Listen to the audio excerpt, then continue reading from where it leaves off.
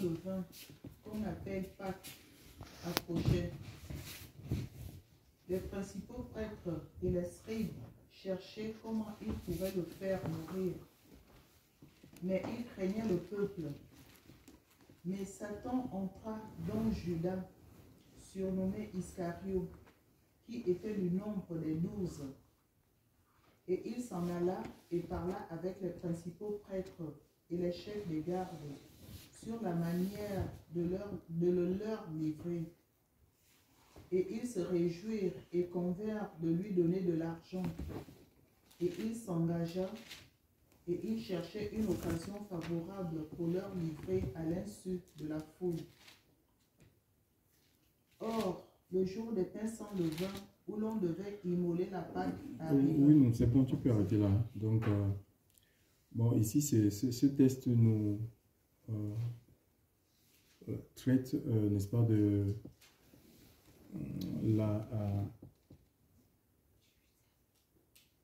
la trahison, en fait. Donc, la trahison qu'a subi le Seigneur. Donc, on voit ici que dans le cœur des scribes et des pharisiens, des prêtres de l'époque, parce que le ministère de Christ, c'était devenu une menace pour le judaïsme. Donc ces gens-là, tellement le message du Seigneur divisait, même quand il allait dans leur synagogue, là, les synagogues, les temples, quand il prêchait, la foule était divisée. Il y en a un qui était donc qui se rangeait pour le Seigneur. Et d'autres, ben, ils continuaient dans leur religion parce que quoi, ils avaient des positions. Chacun voulait protéger comme aujourd'hui, chacun voulait protéger son petit territoire. Donc, alors, ils vont fomenter un plan, celui de tuer, il parle carrément de tuer, de mettre fin à ce ministère. Parce que si on le laisse continuer, prospérer, eh ben, ils vont se retrouver qu'ils n'auront plus de foule. Personne ne sera plus derrière eux. Et s'ils n'ont pas de foule, ben, ils n'auront plus les dîmes, ils n'auront plus tous les avantages qu'ils avaient. Et ici, l'Écriture va nous dire ici que pendant qu'ils préparaient le plan, alors, le diable, qu'est-ce qui va se passer là? Il nous a dit que Satan va entrer dans Judas, dans le verset 3. Mais qui est Judas? Judas, c'était un apôtre du Seigneur quand même. C'est quelqu'un qui a été appelé et Jésus ne l'a pas appelé comme ça de manière hasardeuse. Que toi, viens ici. Non. Il est allé prier dans Luc 6. L'Écriture nous dit toute la nuit. Donc, il est descendu de la montagne. Il a reçu du Père de prendre Judas dans son équipe, tout comme les Pierre, les Marc, les Matthieu. Pareil. Alors, il y a certains qui disent que mais si Dieu sait tout, mais il savait que Judas devait pourquoi est-ce qu'il a pris Judas dans son équipe? Vous voyez un peu? On oublie une chose que, en fait, nous, même si Dieu nous appelle et qu'il nous revêt, d'accord? Dieu nous revêt. Quand il nous donne une mission, il nous revêt. D'accord? Parce qu'on est quand même appelé à le représenter, en fait. Tu vois? Donc, mais le Seigneur n'enlève pas notre libre arbitre. On a une volonté, en fait, d'obéir ou de ne pas obéir. Donc, dans chaque enfant de Dieu, c'est pareil pour les anges dans le ciel. Dieu n'a pas créé Satan, en fait. Satan, il s'appelait Lucifer, hein, avant de devenir Satan. C'était un ange de lumière, hein, qui avait sa mission de protéger la gloire de Dieu. Donc, il s'occupait de la louange dans le ciel, en fait. Vous voyez un peu? Et après, qu'est-ce qu'il savait? La convoitise s'est trouvée dans son cœur. Et ben, imagine dans le ciel, il n'y a pas, c'est un lieu où il y a la sainteté de Dieu et tout. Et après quoi, il a convoité le trône. Tu vois? Donc, au lieu d'être à sa place, de se contenter de sa place, ben, il a convoité, il a voulu vraiment le trône de Dieu. Et pour cela, il a monté un plan en convaincant un tiers des anges, nous dit l'Écriture. Oui, donc, un tiers des anges, voilà, pour combattre, pour renverser le trône de Dieu. Mais il ne peut pas trouver le plus fort. Et sa place ne peut plus trouver dans le ciel, nous relate l'apôtre Jean dans le livre d'Apocalypse. Il sera éjecté sur la terre. Donc il est dit malheur à la terre et à la mer, donc c'est les îles, hein, parce que Satan est descendu vers vous, animé du camp colère, sachant qu'il a peu de temps. Donc le diable est sur la terre. Donc Jésus est descendu sur la terre. Et maintenant, il a commencé une œuvre, un ministère. Donc ça n'a pas plu des gens qui avaient leur façon, leur méthode, leur façon de fonctionner et autres. Donc ils se sont érigés contre lui. Et Satan va faire quoi? Il va recruter c'est-à-dire que Judas faisait partie du cercle restreint. D'accord? Il était proche du Seigneur. Hein? C'était son apôtre, en fait. Hein? Un envoyé, en fait. Un envoyé du Seigneur. Il les envoyait deux par deux. Et il revenait en disant, mais les démons même nous sont soumis, on ne comprend pas. Donc, ils avaient l'autorité de Dieu. Je vous ai donné le pouvoir, Luc 19, de marcher sur les serpents, les scorpions et sur toute la puissance de l'ennemi. Rien, dans la puissance du diable. Et rien ne pourra vous nuire. D'accord? Rien ne pourra vous nuire. Rien ne pourra vous empêcher de me servir. Rien ne pourra vous empêcher d'obéir à ma voix. C'est ce que ça veut dire en fait. Mais comment se fait-il que quelqu'un qui est appelé par le Seigneur, il a le mandat apostolique et l'Écriture dit que le diable va rentrer dans cette personne? Ça veut dire que cette personne, parce que imaginez, nous sommes dans un peu, je prends l'exemple un peu de cette maison-ci. La maison-ci, elle est fermée. Il y a, c'était à peut-être 2h30. Joseph est arrivé ici. Du matin. Oui, il s'est mis à toquer, le bruit pas possible. Mais on a mis la clé, personne n'a ouvert. Personne n'a ouvert, il s'est mis à côté, à faire le bruit, à taper, en me disant, ah, je te vois, donc j'avais un peu allumé. Il a dit, je te vois. Non, d'accord. Donc, on n'ouvre pas. Donc, et il est resté là, en fait. Donc, et après quoi? Il n'a pas pu rentrer. Parce que il fallait qu'on ouvre de l'intérieur. Il fallait qu'on ouvre de l'intérieur. D'accord? C'est pareil, en fait. Donc, le diable, comment un chrétien peut être possédé? Voilà un apôtre. Le diable est rentré, c'est un esprit. Il est rentré, l'Écriture dit qu'il est rentré dans Judas. Donc, ça veut dire qu'il a pris la place de l'Esprit Saint. Donc, le diable peut rentrer dans la vie d'un chrétien, d'un enfant de Dieu, d'un apôtre. Donc, ne vous faites pas des films, hein, des cinémas où parfois on dit, oh non, vraiment, quel merveilleux homme de Dieu. Un homme de Dieu n'est pas Dieu. Il n'est pas Dieu, d'accord? C'est un être humain qui est sujet aux faiblesses, qui a des luttes. On a des luttes à l'intérieur de nous. D'accord? C'est comme ça en fait. Donc Satan, et comment est-ce que Satan a pu rentrer? Satan ne peut pas rentrer. Si on n'ouvre pas, personne ne peut rentrer chez toi, dans ta maison, dans ton homme. Si tu n'ouvres pas la porte, donc ça veut dire que Judas là, il avait ouvert une porte pour que Satan arrive à s'infiltrer. Moi j'étais dans un milieu, et il y a beaucoup de milieux, il faut vraiment être dans l'esprit de Dieu, il faut prier le Seigneur, vraiment que Dieu vous garde, qu'il vous conduise. Donc il ne faut pas se fier à ce qu'on voit. En fait, ce qu'on voit parfois, ce n'est pas forcément la réalité. D'accord? La réalité peut être autre chose. Et il n'y a que l'Esprit de Dieu pour nous donner vraiment ce qu'on appelle le discernement. De savoir avec qui nous marchons, où est-ce que nous mettons nos pieds.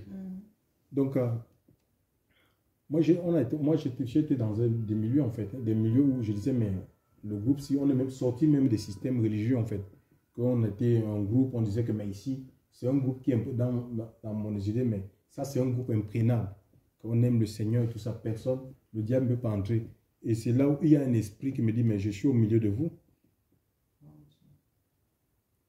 Et c'est le démon qui prophétisait, donc il donne des prophéties, des visions. Et parfois les gens, ils aiment ça en fait, oui.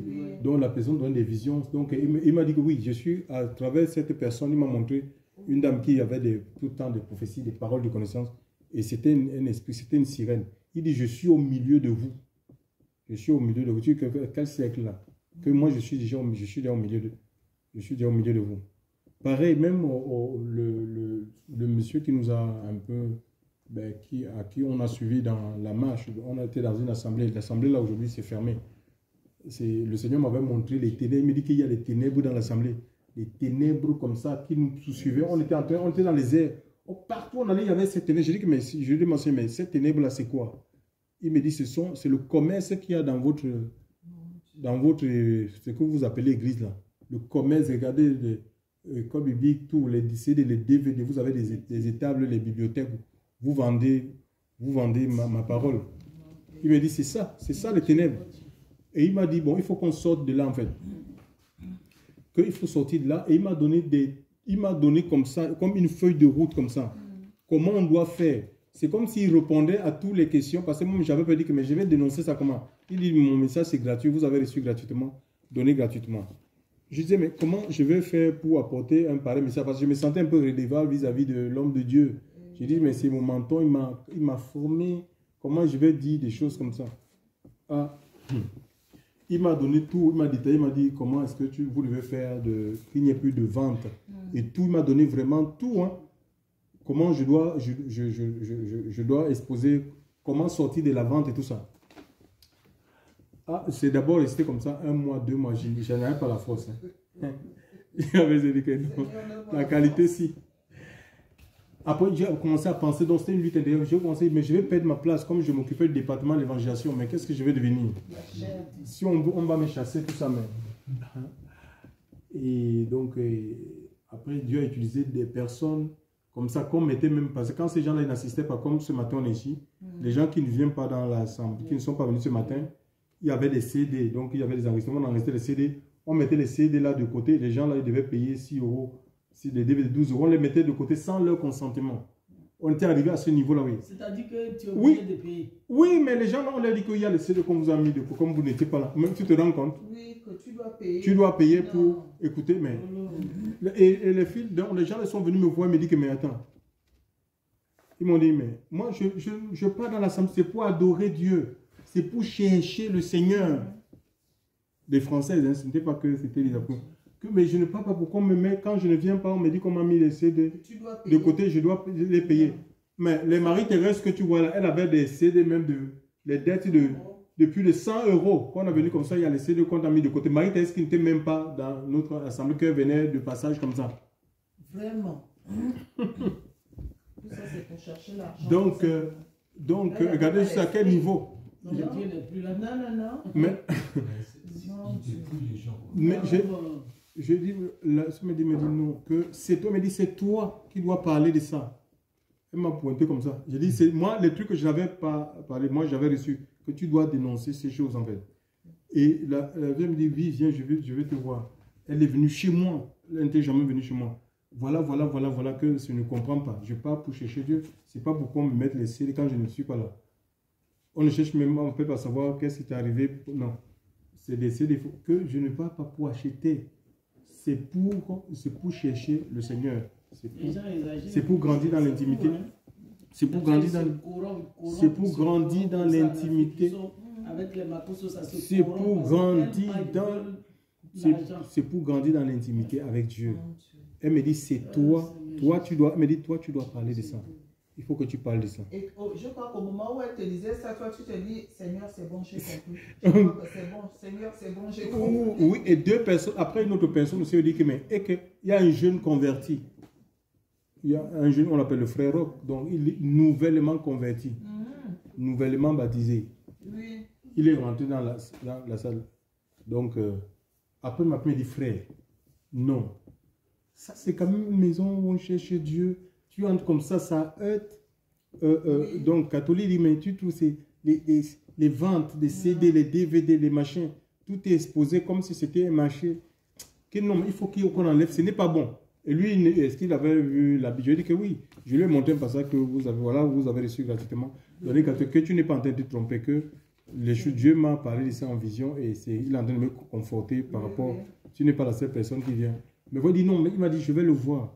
Que même s'il faut acheter l'encre, donner les CD, et c'était exactement ce que Dieu m'avait dit, quoi. S'il peut donner l'encre, les CD, les machins, tout ça, comme ça, il les distribue. Oui, voilà. Mais le gars, il est rentré dans le bureau avec la femme du passé. Je lui ai dit, frère, il faut d'abord gêner. Tu gênes. Oui, donc, le frère a pris un temps au Seigneur, il est allé le rencontrer.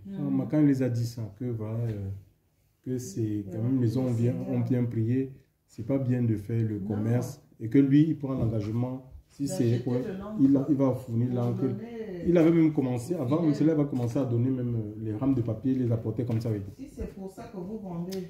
Mon Dieu, le monsieur est sorti en colère. Ah, mais qu'est-ce que tu peux? Tu n'es qu'un enfant, tu peux m'enseigner quoi, tout ça. Je suis longtemps dans le Seigneur avant toi. Et sa femme dit, oui, tu sais, toi, tu es un bébé spirituel. Machin, l'a mis à essayer de le consoler. Mais il était dépassé. J'ai dit, mais c'est son cœur qui s'est dévoilé parce que tu as touché son idole. Donc, le jour où Dieu m'a appelé à prêcher ça, mais le monsieur a pris le micro, le même. Je dis, ce message ne vient pas de Dieu. L'Esprit de Dieu ne peut pas parler. En m'appuyant sur les textes des Écritures. Hein. Donc, nous, j'étais comme soulagé. J'étais comme s'il y avait un poids. Au moins, c'est sorti. Qui est ôté et j'avais une vision, donc qui n'était pas cette vision du commerce. Et bon, après, on s'est mis à donner des messages, la méchanceté en fait. Hein. Toute la méchanceté, c'était comme l'écume. Donc, tous les saletés qui étaient le racisme. Mais on a vécu quelque chose de terrible. On a vécu quelque chose de terrible dans cette assemblée. Et je les avais dit que s'il ne se flie pas que ça, c'est ce que le Seigneur est en train de dire. Qu'il voulait mettre un conseil, qu'il mette en place un conseil d'anciens et tout ça. Que s'il ne suit pas ça, que cette église, cette assemblée va disparaître. Je les avais dit ça. C'est lui qui est mort, non? Oui, c'est lui qui est mort, oui. Je lui ai dit que cette assemblée va disparaître, que ça va disparaître. Gardez ce jour, écrivez ce jour. Quelque part. Écrivez ce jour quelque part. Que si on ne s'aligne pas là. Parce que le Seigneur, mais Dieu est en train de purifier l'assemblée. Le Seigneur nous avait renouvelé des messages, mais les gens fuyaient et claquaient la porte comme ça. Quand les gens me parlent les gens claquaient la porte, les gens venaient dans l'assemblée. Mais Dieu nous saisissait, mon épouse et moi, pour prêcher. L'assemblée, mon frère, les gens claquaient la porte. Ils sortaient, ils tapaient, pam, ils fuyaient, même jusqu'à ses propres enfants, particulièrement sa propre fille, qui avait un peu le contrôle et tout. Ils claquaient la porte comme ça. Donc, ils partaient. Donc, ils ne voulaient pas se... La vérité, oui. Ben, en fait, c'est le temps qui donne raison. Hein. C'est le temps qui donne raison. Mais aujourd'hui, nous, on ne savait même pas. C'est Françoise, en allant se faire traiter les dents chez une dentiste, elle dit que vous avez vendu votre tabernacle. Oh. Elle a dit que non, je ne sais pas, que nous, ça fait longtemps qu'on est partis. Donc, ça n'existe plus en fait. Donc, le bâtiment, c'était coûté. Donc, c'est un peu comme monsieur, il est mort. Déjà, lui, il est mort. Et après, ils ont essayé même. Il y avait un autre monsieur qui venait prêcher là. Donc, en fait, qui venait dans cette assemblée. Il voulait essayer de nous arranger. Que non, il faut arranger. J'ai dit que non, deux personnes ne peuvent pas marcher ensemble. S'ils ne vont pas dans la même direction. S'ils ne vont pas dans la même direction, que c'est pas possible. Est-ce que moi, je ne vais pas la chercher qu'il faut à tout prix que ce soit quelque part. Il faut être dans la vision de Dieu. Je dis, tu ne peux pas, que tu vas faire quoi? Faire un mélange de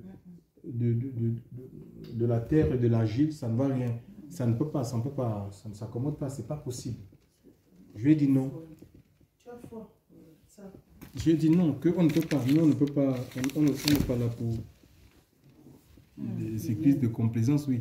Donc on voit ici que Judas, en fait, donc Judas, je reviens sur Judas, et le diable, donc beaucoup de personnes, ils ont ouvert la porte. Parfois, c'est des pressions, ça peut être des conseils. Les gens, ils vous disent des choses, ils vous proposent des choses. C'est des choses par rapport à la petite expérience qu'on a. Le Seigneur, depuis 2012, on est sorti 2012. On est sorti, donc ça nous fait 10 ans. Ça nous fait 10 ans, oui. 2012, on est sorti des systèmes. Et on a vu, on pensait que ça devait être facile. Après, je comprends, avec l'expérience que j'ai, des personnes qui nous ont côtoyés, mais il y a beaucoup d'hommes de Dieu qui se sont fait avoir, en fait. Tu vois, non? Parce que les gens ils viennent avec des propositions, en fait. Parfois, ce n'est pas des propositions de Dieu. Tu vois, quelqu'un te dit, oui, je vais te louer une salle, machin, je vais payer... Je vais payer, et toi tu peux penser que c'est une bonne intention. Ben, il va nous louer une salle, il va nous louer une salle, et maintenant il va s'accaparer de toi ton message en fait. Donc il va te louer, tu es enchaîné, tu es redevable. Il viendra te voir pour te dire ne prêche plus tel machin. Donc c'est comme ça qu'on tue les hommes de Dieu, et c'est comme ça que tous ces gens là, les francs-maçons, on en a connu des gens qui pratiquent. Ils fréquentent des assemblées. Ils fréquentent des assemblées pour tuer la vision, en fait. Pour tuer la vision. Donc, et Satan peut passer par n'importe qui, en fait. Hein. Il peut passer par n'importe qui. C'est quoi, c'est important? Il faut avoir ses portes fermées aux choses que toi-même, tu sais que ça, Dieu n'approuve pas ça. La parole de Dieu n'approuve pas. Par exemple, on va lire, quelqu'un va ouvrir Jean 5. Écoutez ce qui s'est passé dans Jean 12, verset 5 à 6. Voilà ce qui s'est passé avec Judas.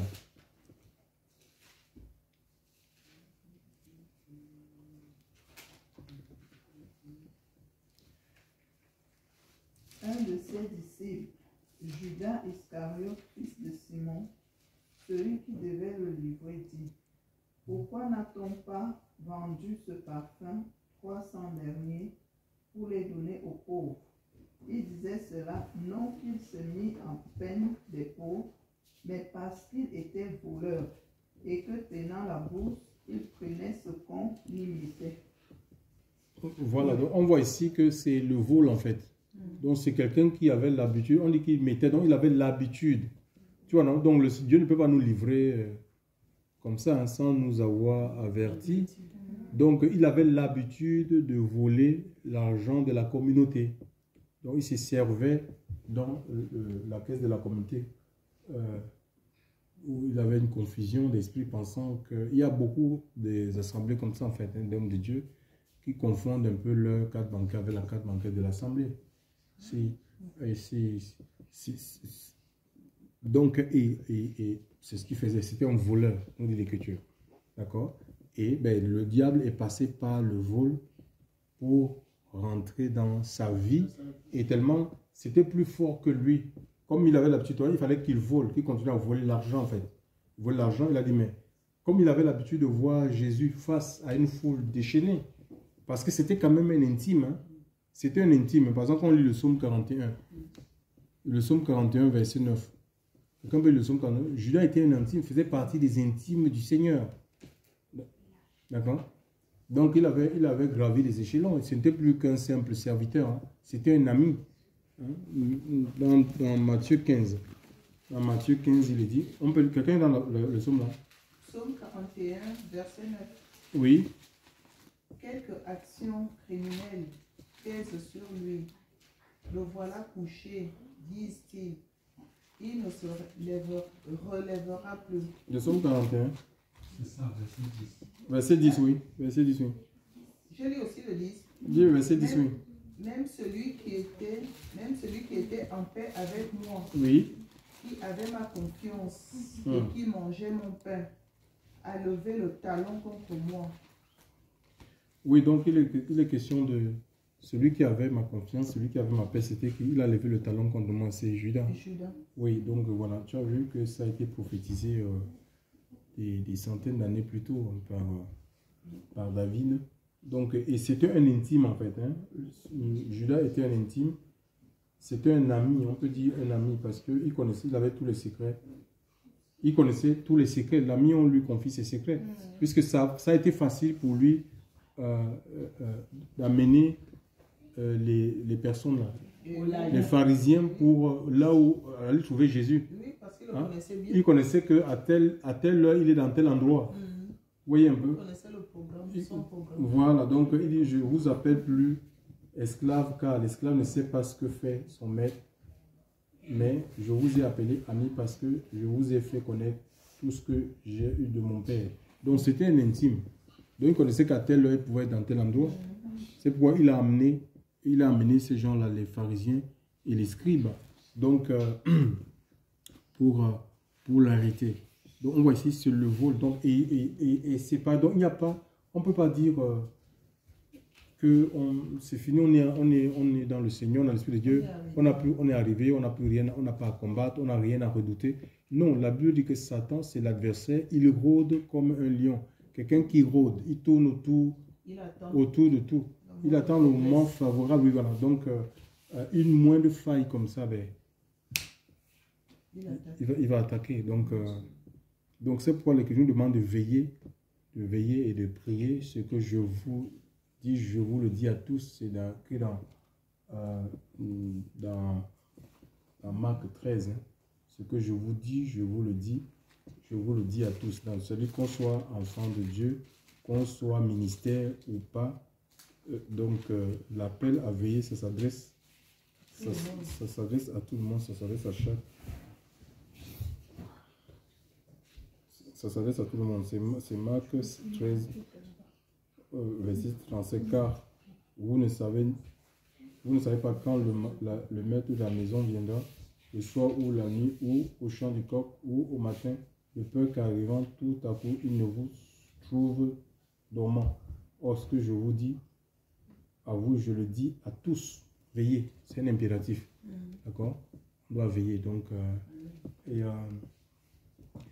Donc voilà, Judas n'a pas veillé. Et c'est comme ça, chacun connaît un peu sa vie, on connaît nos limites, les choses parfois. Et qu'on aimait, on était attiré plus par le monde.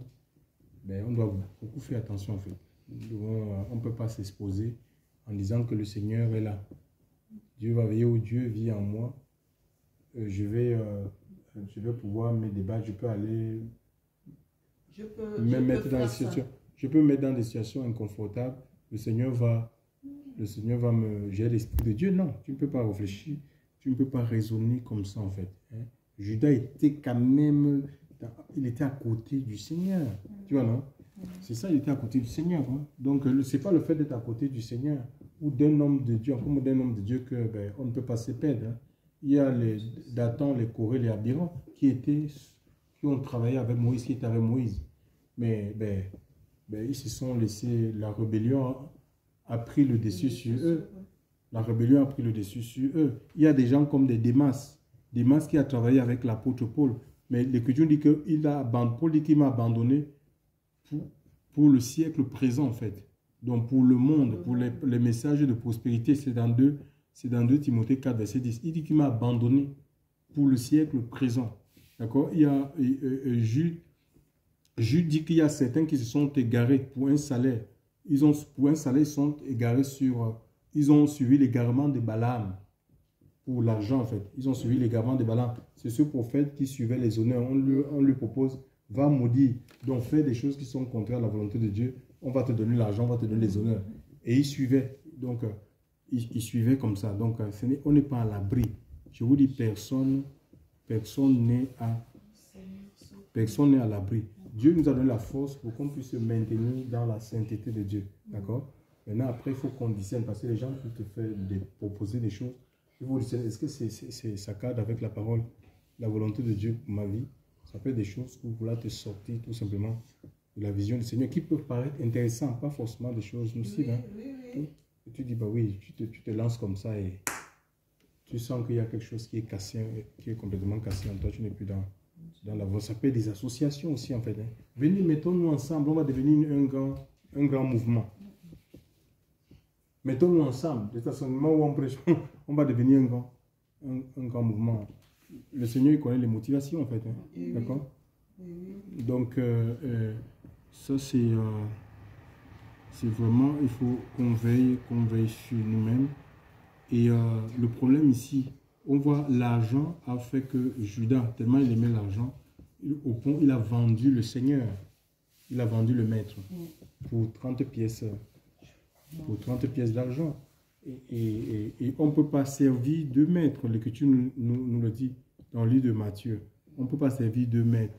Ou bien on haïra l'un et on aimera l'autre. Ou on s'attachera à l'un et on ne tiendra pas compte de l'autre. On va mépriser. On va mépriser l'autre. Donc on ne peut pas servir Dieu. Et là, parce que les gens pensent que le réveil, c'est une affaire d'argent en fait. Mais ce n'est pas dans les Écritures. Que pour qu'il y ait un réveil, il faut de l'argent. Ce n'est pas vrai. L'argent, c'est la conséquence même du réveil, en fait. D'accord? Quand les gens ils sont touchés, quand on lit, par exemple, je lis Acte 4, hein? Acte 4, 32 à 37, est-ce qu'on peut lire ça? Acte 4, 32 à 37. L'argent, c'est la conséquence, en fait. C'est une des conséquences, en fait. Mais c'est pas, on ne peut pas dire qu'il faut l'argent pour qu'on fasse le réveil. C'est quel réveil comme ça? C'est Dieu qui produit le réveil. Alléluia. Acte 4, combien? Verset 32 à 37. La multitude de ceux qui avaient cru n'était qu'un cœur et qu'une âme. Nul ne disait que ses biens lui Appartenant, oui. en propre, mais tout était commun entre eux. Les apôtres rendaient avec beaucoup de force témoignage de la résurrection du Seigneur Jésus, et une grande grâce reposait sur eux tous, car il y avait parmi eux aucun indigent.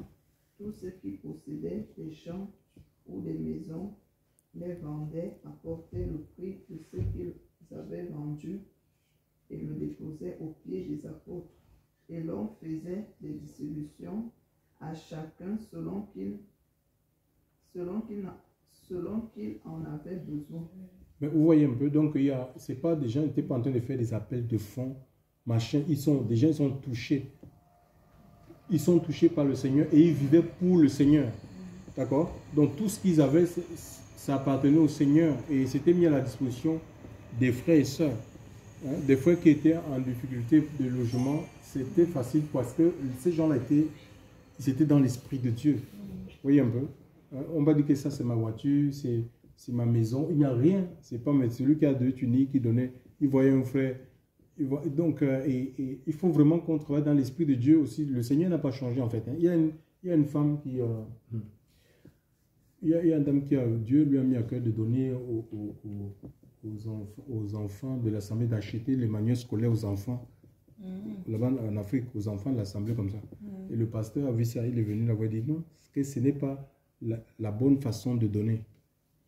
Il faut que ça passe par lui. La bonne façon de donner, c'est de passer par lui, donc c'est... Pour lui, il vit ça comme une perte. Donc, il veut l'argent comme ça, lui. Il va maintenant mettre dans sa poche. Dans sa poche, oui. Vous voyez un peu. Donc, après, Dieu peut mettre des choses comme ça dans le cœur. C'est ça. Parce qu'on a dit non, il faut donner au pasteur. Mais attends, il n'est pas Dieu. Il y a une diversité. Dieu, l'Esprit de Dieu te met quelque chose à cœur. Il ne m'a pas demandé de passer par toi. Donc, ce n'est pas... Et voilà, Judas qui dit que mais il est indigné. Donc, il est fâché, le fait que... Il va prêcher qu'elle veut se montrer. Montrer, oui. Oui. Le Seigneur, Judas est indigné. Il dit, mais comment on peut verser le parfum si on est en train de gâter 300 deniers, on pouvait vendre ça et il prend pour prétexte les pauvres. Tu vois? Et l'écriture dit que non. Et il y a beaucoup de gens comme ça qui vont te dire que ouais, l'orphelin, on vous parle des orphelins. Il faut aider les orphelins. Alors qu'ils récupèrent les sous et ils ne font rien pour ces orphelins-là. Nous, on était dans un bâtiment en Afrique où le monsieur recevait les dons de partout, Australie, machin, tout ça. Il prenait des photos des gens de l'église qui n'étaient même pas des orphelins. Il mettait, voilà, les pauvres. C'est François qui avait surpris cette mafia là-bas sur les... Comment il prenait des photos pour mettre sur Internet. Même quand les dons venaient, personne ne voyait ça. Ça restait pour lui et sa famille. Et sa famille. Où on est compte. Donc, il y a... C'est chaud quand même. C'est chaud quand même. Il y a des choses. Après le Seigneur... Ça, c'est le peu qu'on voit. Oui, après le Seigneur finit par... Le Seigneur finit par dévoiler comme Judas, il ne pensait pas qu'un jour, il pouvait être mis à nu. Vous voyez un peu? Il a dit là que quand en vendant le Seigneur, oui, en vendant le Seigneur, ben, peut-être que c'était le plan de Dieu pour montrer que regardez par où la destruction de mon œuvre peut venir. Tu vois un peu, non? Ça peut venir de côté de moi. Oui, voilà, on voit, il a vendu le maître. Peut-être qu'il disait que non, mais ils ne pourront pas, même si j'amène ces gens-là, ces gendarmes, ces policiers, le Seigneur il va fuir. Il fera quelque chose. Oui, il va disparaître. Et toi, tu auras pris l'argent. Oui, il se dit qu'il va disparaître. On ne peut pas l'attraper. Oui. On ne pourra pas l'attraper, mais non. C'était faux. Et après, pris de remords, hein, il est allé se pendre, en fait. Donc, la honte, en fait. Au lieu de se repentir, il aurait pu se repentir. Hein, Matthieu 27, il n'a pas supporté ça. Il est parti se pendre, c'est-à-dire se suicider. Et 2 Corinthiens 7 disent que la tristesse, selon Dieu, ça ne peut pas nous conduire au suicide. Ça ne peut pas nous conduire à la mort. Hein. Ça, c'est la tristesse selon le monde. La honte qui l'a conduit à la mort. Mais la tristesse de Dieu, ça nous conduit à la repentance. Et la repentance va nous conduire au salut, à la délivrance. Vous voyez un peu? Donc, c'est comme ça, il faut qu'on revienne. Il y a beaucoup de gens qui s'amusent avec leur vie comme ça. Hein. Quand on parle, Paul dit, nous ne sommes pas de ceux qui se retirent pour se perdre dans Hébreux 10, 19. Ça veut dire qu'on peut être éclairé, avoir l'éclairage du Seigneur, avoir goûté les dons de Dieu là. Donc la parole du Seigneur, avoir la connaissance de Christ et se détourner et ne pas essayer de tourner et vivre complètement en opposition avec ce qu'on connaît, même si on fréquente une assemblée. Même si on est dans une assemblée, on est un apostat. C'est le reniement de Dieu. On renie la Seigneurie de Christ. On ne peut pas se soumettre à sa parole, que ce ne soit pas le cas pour nous. Donc ne vous fiez pas aux hommes. Il y a des faux apôtres, hein, des gens qui étaient vraiment des apôtres du Christ et ils ont laissé leur cœur se corrompre en fait. Donc, ils sont devenus des instruments de l'ennemi et on ne peut que voir avec des messages qui n'ont rien à voir avec l'enseignement qu'a donné le Seigneur et ses apôtres. 1 Pierre 2 les traite des fontaines sans eau en fait. Des fontaines sans eau, c'est des gens qui ont pour Dieu. Philippiens 3, 19, les gens qui ont pour Dieu leur ventre. Hein? Donc, l'amour de l'argent, c'est ça qui est à l'origine de tous les mots. Hein? Les mots. Et si on tente de vouloir mettre, on peut pas mettre donc la priorité dans l'église, ce n'est pas l'argent en fait. C'est la sainteté de Dieu. C'est la présence de Dieu. Il faut enseigner la sainteté de Dieu aux gens. Voilà. Et après, c'est Dieu qui convainc les cœurs. C'est Dieu qui dispose les cœurs. Donc, on ne peut pas mettre l'argent en premier. Non. C'est comme si on était au service de l'argent. On est au service du Seigneur. Il nous dit que nous ne devons pas nous livrer à l'amour de l'argent. Hébreux 13, 54. Lui-même a dit, je ne vous laisserai pas, je ne vous abandonnerai pas. Donc, et le livre de Timothée, là, c'est un livre qui est vraiment puissant. 1 Timothée 6. On peut lire ça. 1 Timothée 6. 1 Timothée 6. 1 Timothée 6.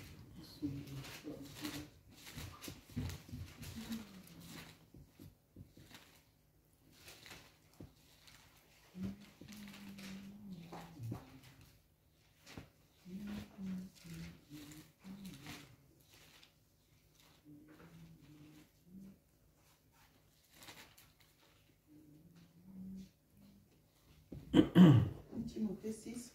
Oui. Au premier verset. Non, lis à partir du verset... lis à partir du verset 3. Si quelqu'un enseigne des fausses doctrines et ne se soumet pas aux saintes paroles de notre Seigneur Jésus-Christ et à la doctrine qui est selon la piété. La piété, ça dit l'attachement à Dieu en fait. Oui. Oui. Il est enflé d'orgueil. Il ne sait rien. Mais il a la maladie des questions et les disputes de mots, d'où naissent l'envie, les querelles, les médisances et les mauvais soupçons. Les vaines disputes d'hommes corrompus d'entendement et privés de la vérité, qui estiment que la piété est un moyen de gagner. Sépare-toi de ces sortes de gens. Des gens qui font le commerce avec l'appel de Dieu, avec l'œuvre de Dieu, le ministère qu'ils ont reçu. Ça ne peut pas être une source de gain. Tu ne peux pas, si tu veux, tu crées une entreprise en dehors de... Mais tu ne peux pas faire du commerce avec le don, avec l'église. Tu ne peux pas transformer l'assemblée comme une machine à produire, une machine à sous. Vous voyez un peu? Il dit, sépare-toi. Donc, partout où il y a le commerce, même si on dit que la prophétie, c'est quoi? Le diable peut prophétiser. Satan peut donner des prophéties. Il y a les femmes actes. C'est la femme de Python, avec l'esprit de Python. Comment l'église va seulement vivre des prophéties? Je te localise, je vais localiser ceci, je vois ceci, je vois. Que ça veut, on n'entend même pas l'enseignement, il n'y a pas d'enseignement. Et les gens ils sont contents. Papa avance, papa avance, papa avance. Avance, avance, papa. Donc, le truc de la chair, donc c'est compliqué. Ma soeur continue là-dessus, c'est clair. L'amour de l'argent, la racine de tous les maux. Or, la piété avec le contentement d'esprit est un grand gain. Car nous n'avons rien apporté dans le monde. Et aussi, il est évident que nous n'en pouvons rien emporter. Si nous avons la nourriture et le vêtement, cela nous suffira. Mais ceux qui veulent devenir riches tombent dans la tentation, dans le piège et dans beaucoup de désirs insensés. Mais beaucoup de chrétiens se font avoir comme ça. Pernicieux. On a l'impression qu'ils méditent aussi la parole. Et pernicieux, qui plongent les hommes dans la ruine et la perdition. Car l'amour de l'argent est la racine de tous les maux, et quelques-uns, en étant possédés, se sont détournés de la foi et se sont jetés eux-mêmes dans bien des tourments. Mais toi, homme de Dieu, fuis ces choses et recherche la justice, la piété, la foi, la charité, la patience, la douceur.